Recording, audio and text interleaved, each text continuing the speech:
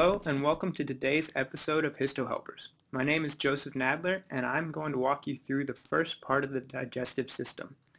We are going to split the digestive system into 3 separate labs.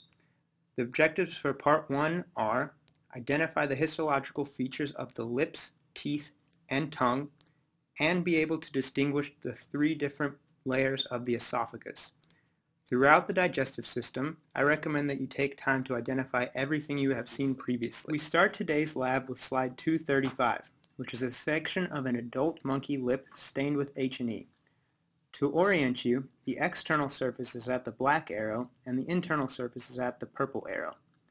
Zooming in on the external surface of the lip, let's first identify the stratified squamous keratinized epithelium seen at the green arrow. This is what composes the external skin of the lip. We can also see hair follicles here at the blue arrow and sebaceous glands here at the yellow arrow. We have now moved to slide 102, which is a human fetal lip.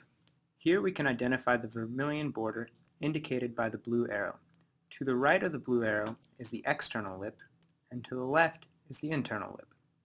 The vermilion border is where your lip goes from normal skin color to red, due to the superficial location of blood vessels. Note that the vermilion border was not identified in the previous slide, as it is not present in monkeys.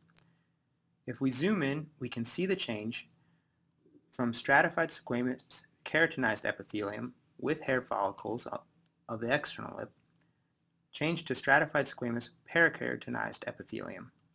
Parakeratinized is a new term. It is when there is keratinization of epithelium, but the cells at the top layer still have nuclei. We do not see hair follicles past the vermilion border. We have now moved to slide 236, which is a section of decalcified tooth stained with H&E.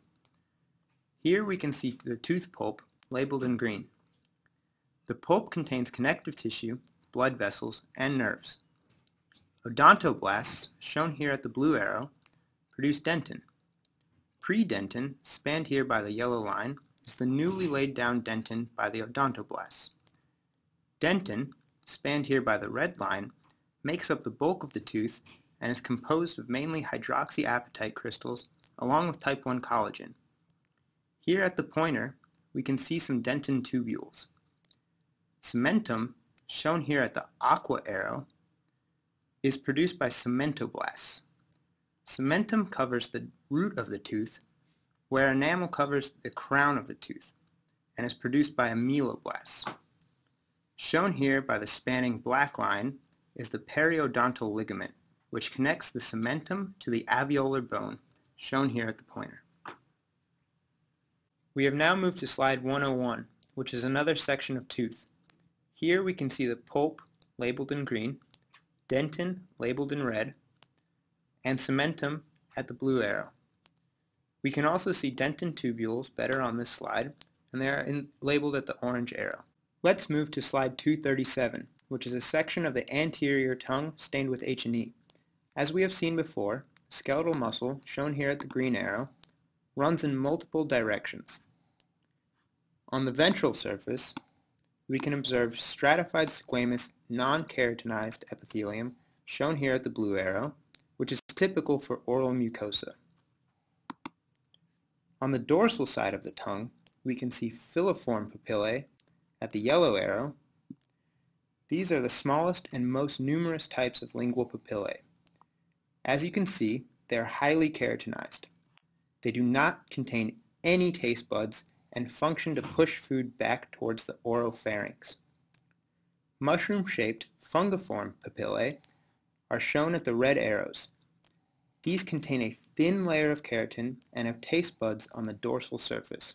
Slide 238 is a section of the posterior tongue stained with H&E. Here we can see a circumvallate papilla at the orange arrow. This contains a slightly keratinized epithelium and taste buds on its lateral surface here at the red arrows. Zooming into a higher magnification, we can observe the taste pores, seen here at the green arrow.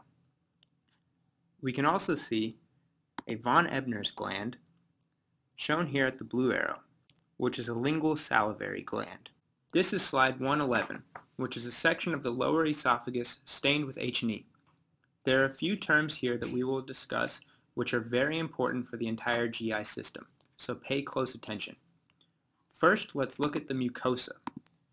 The mucosa itself is composed of three layers: epithelium, lamina propria, and muscularis mucosa. The epithelium is composed of stratified squamous, non-keratinized cells, spanned by the yellow line.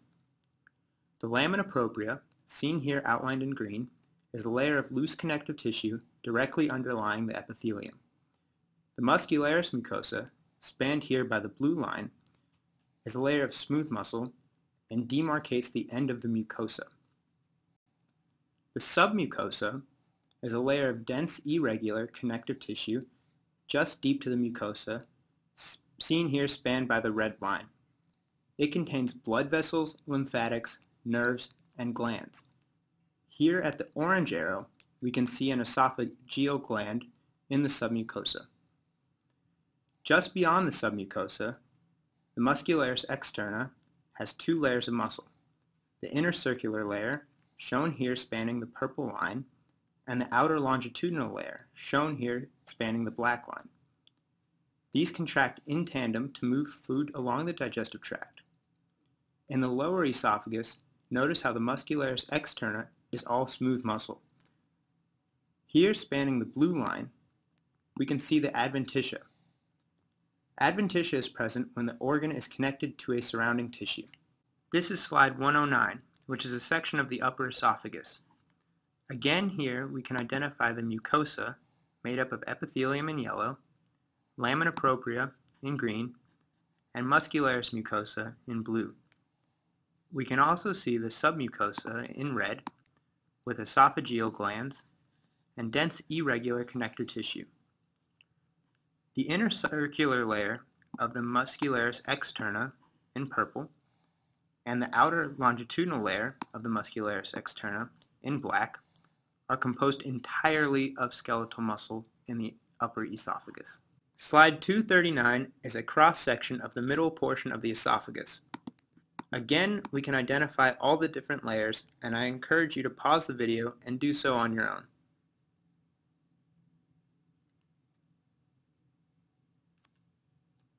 Notice how in the middle esophagus, the muscularis externa is composed of a mixture of both smooth and skeletal muscle. We can also identify two nervous structures. Here in the submucosa, we can identify the Meissner's or submucosal plexus, shown here at the split pea soup green arrow. If we move towards the muscularis externa, we can find the Auerbach's or myenteric plexus between the two layers of muscle, shown here at the cherry chapstick red arrow. These are intrinsic nerve plexuses, which are part of the enteric nervous system. That's a wrap for today's episode. Join us next time as our very own Brock Hashem will help you digest this material a little bit further with Digestive System Part 2. Thanks for watching Histo Helpers. As always, we're here to help.